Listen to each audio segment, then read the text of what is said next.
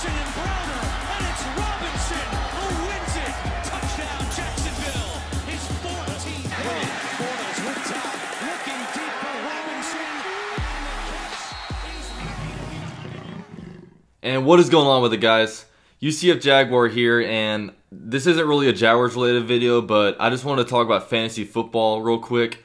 I am actually tonight at 7 o'clock p.m. Eastern Standard Time. I'm actually in a YouTube's Creator Fantasy League, which is hosted by the Sports Fury. You know, I've mentioned them a bunch on my channel, but they're going to be over there hosting a live draft of it. So if you guys want to see kind of my perspective on fantasy to see what kind of drafts they usually have, definitely go check them out. I'll put their link down below. But fantasy football, I love fantasy football. I've been playing it pretty much probably ever since about 6th grade, you know, ever since I really got into football. Every year I usually have a fantasy league. Usually I only have one league, but this year I kind of switched it up and I have 2 different leagues just because of this YouTube's Creator League kind of thing. Just because I'm not the kind, because a lot of people came at me wanting to do like subscriber type of leagues where I, you know, have 3 or 4 leagues full of subscribers, but the only good thing with that to me is I'm a kind of person that usually only likes to have one fantasy team just because I've had like multiple, I think I've had up to 3 at one time before. And it just really annoys me when, you know, say I have Ezekiel Elliott on my team, but all of a sudden in my other league I'm playing against them. So I just don't like that difference of kind of conflict of really who you should be cheering for. But this year, you know, I wound up doing 2 leagues, but this morning I had one of my drafts actually. I did it actually a live draft. I drove an hour out to Cocoa Beach to do it with some of my buddies, and that one is actually like a $100 buy-in league.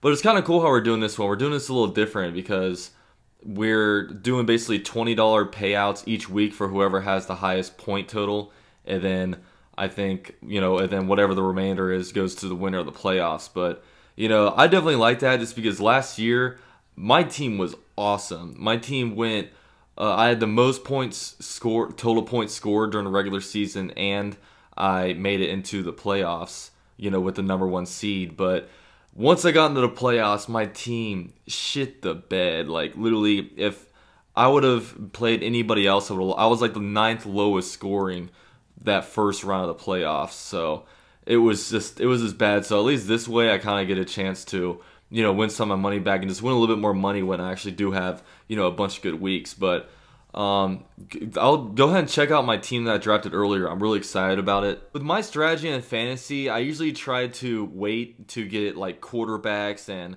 I try to wait to get like defenses and stuff like that, just because I want my value just to be, I want to get a bunch of value picks. So I want to be able to get a bunch of running backs and like wide receivers and stuff like that. So I was basically, this league's half a point PPR.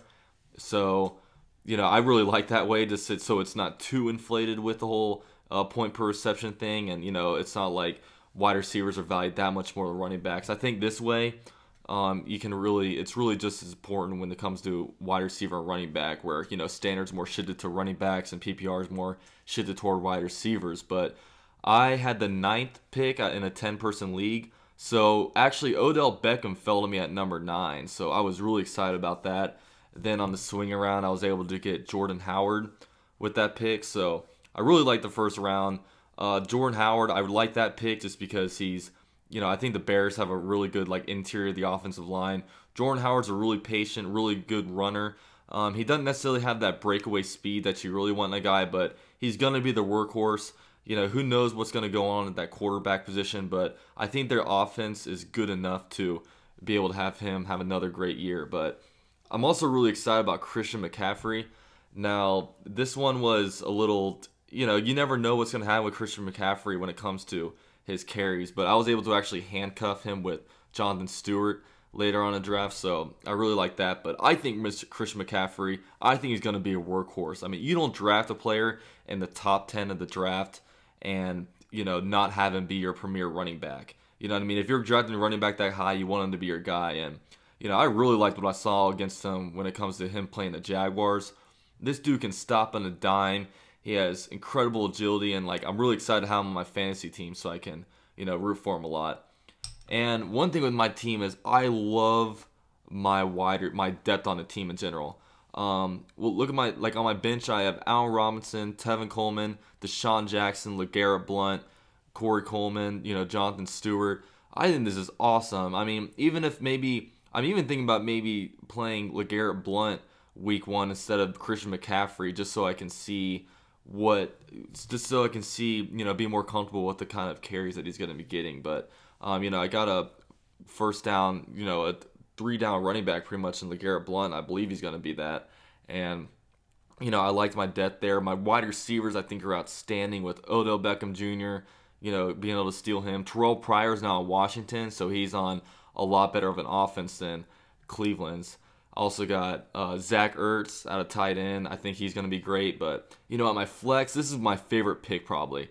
I got Tyreek Hill, and I actually drafted him after I got Allen Robinson. But with Tyreek Hill, I think he's going to have a great year this year. I think there's a reason why they randomly got rid of Jeremy Maclin. I think they want him to be, their new feature running back so they can just do a lot more things with him. So, and also I can get some touchdown points when it comes to punt returns with him.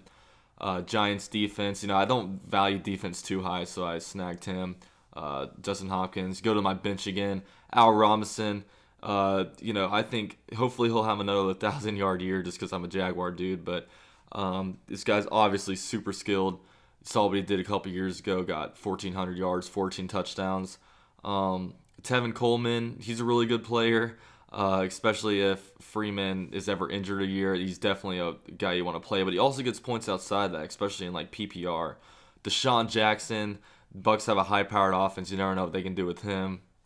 Got LeGarrette Blount, just talked about him.